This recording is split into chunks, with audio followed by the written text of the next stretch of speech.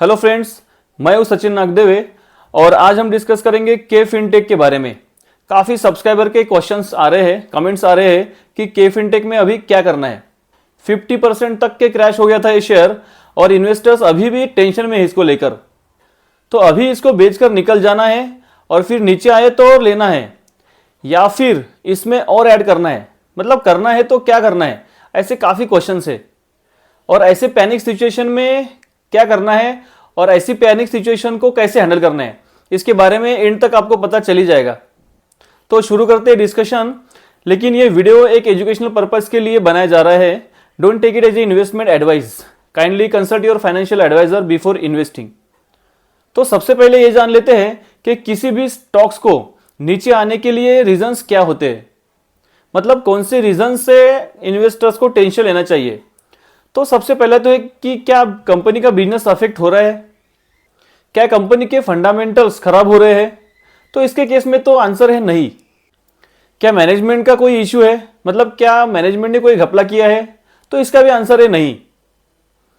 और क्या कंपनी के अर्निंग्स जो है पिछले कुछ क्वार्टर से अच्छी नहीं आ रही है, तो उसको भी देख लेते हैं।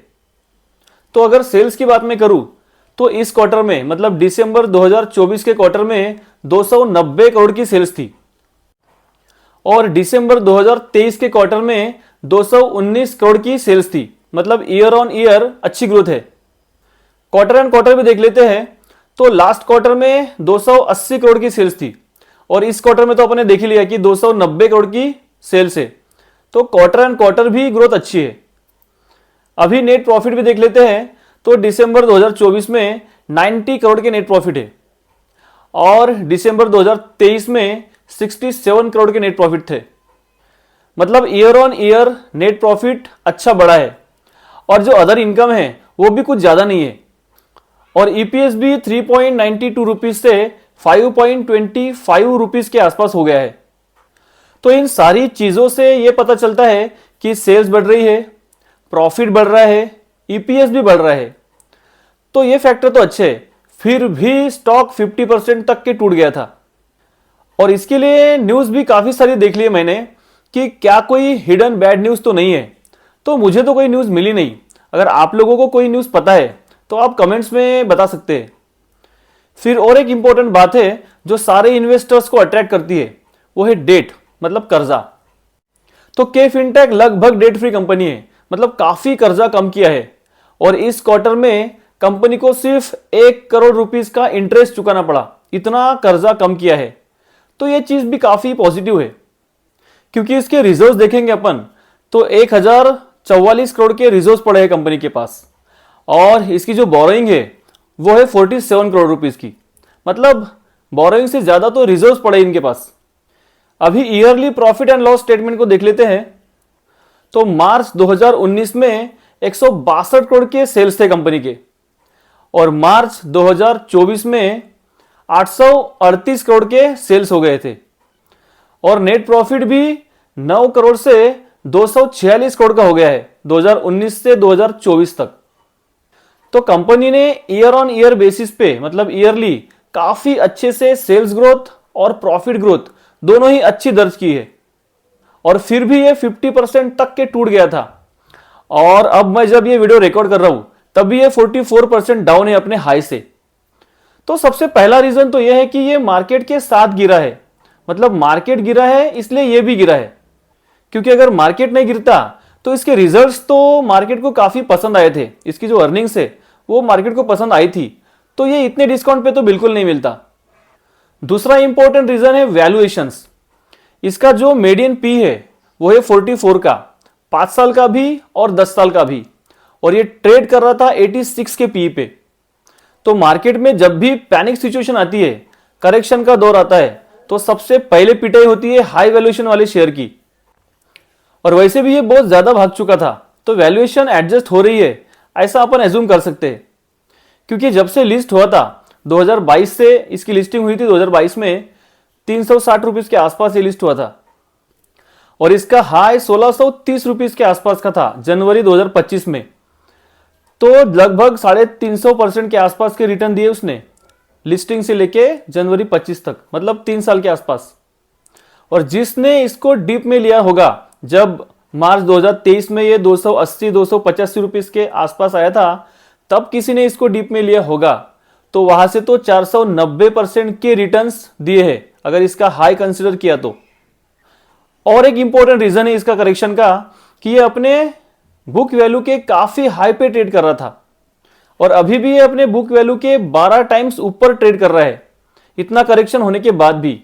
तो वैल्यूएशन का कंसर्न तो अभी भी है, ऐसा बोल सकते हैं।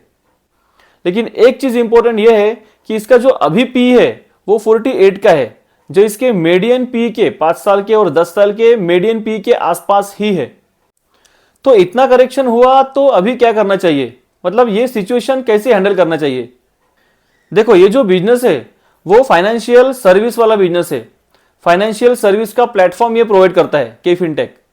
ये प्रोवाइड करता है कारपोरेट इश्यूअर को और एसेट मैनेजर को। इसके इन्वेस्टर सॉल्यूशन में आता है account setup, redemption, brokerage calculations, mutual fund, domestic mutual fund और पेंशन सर्विसेज। इश्यूअर सॉल्यूशन में आईपीओज हो गए, एफपीओज हो गए, ऐसे सर्विसेज प्रोवाइड करता है। तो ये लार्जेस्ट इन्वेस्टर सॉल्यूशन प्रोवाइडर है इंडियन म्यूचुअल फंड का। इसका ओवरऑल जो मार्केट शेयर है वो 46.5% के आसपास का है और 46 में से 25 ईएमसीज को के फिनटेक अपनी सर्विस प्रोवाइड करता है और जो न्यू ईएमसीज है वो भी के फिनटेक को ही प्रेफर कर रही है। इसके अलावा इसका जो कंपाउंडेड सेल्स ग्रोथ है वो 39% का है 5 साल का और कंपाउंडेड प्रॉफिट ग्रोथ है वो 94% का है 5 साल का। तो इसके फंडामेंटल्स बढ़िया है, इंटरनेशनल प्रेजेंस बढ़िया है और एक्सपांशंस भी काफी बढ़िया है। लेकिन ये जो बिजनेस है वो मार्केट के साथ साथ चलता है, मतलब जब मार्केट नीचे आता है, मतलब बियर मार्केट में, तो इसके सेल्स अफेक्ट होते हैं, इसके प्रॉफिट अफेक्ट होते हैं, इसलिए इसका स्टॉक प्राइस भी अफेक्ट होता है और ये नीचे आता है। और जब बुल मार्केट आता है तो लोगों का पार्टिसिपेशन बढ़ता है, मतलब इन्वेस्टिंग बढ़ती है, म्यूचुअल फंड में पार्टिसिपेशन बढ़ता है, एसआईपीज करते हैं लोग, लमसम करते हैं, इसलिए इसके रेवेन्यूज बढ़ते हैं, इसके प्रॉफिट बढ़ते हैं और इसलिए इसका स्टॉक प्राइस भी बढ़ता है। तो अगर इन सारे चीजों को ध्यान से देखेंगे तो ऐसे गिरावट को जो इन्वेस्टर्स है, लॉन्ग टर्म के इन्वेस्टर्स, वो अपॉर्चुनिटी की तरह देखते हैं, क्योंकि 45% का डिस्काउंट या 50% का डिस्काउंट एक अच्छी फंडामेंटल्स वाली कंपनी में, जो डेट फ्री कंपनी है, उसमें तो अपॉर्चुनिटी होती है। लेकिन ये तुरंत नहीं बढ़ेगा, काफी पेशेंस को चेक करेगा, इन्वेस्टर्स को तरसाएगा और इसका मार्केट कैप भी 15,000 करोड़ का है। ऐसे कंपनियां 50%, 60% तक के टूट सकती है, टूटती भी है, लेकिन बढ़ते वक्त भी ये बहुत जल्दी डबल, ट्रिपल, उतने स्पीड से मल्टीप्लाई भी होती है। लेकिन उसके लिए बिजनेस पे ट्रस्ट होना चाहिए, कन्विक्शंस होना चाहिए। अगर आपको ट्रस्ट नहीं है, कन्विक्शन नहीं है, तो आप किसी और कंपनी के बारे में भी सोच सकते हैं, क्योंकि मार्केट में काफी अच्छे अच्छे कंपनियां और भी है। लेकिन कंपनी के फंडामेंटल्स अच्छे हैं, नंबर्स अच्छे आ रहे हैं, डेट फ्री कंपनी है, कैश रिच कंपनी है, बिजनेस काफी अच्छा है, ये सारी चीजें कंपनी को पॉजिटिव अप्रोच देती है।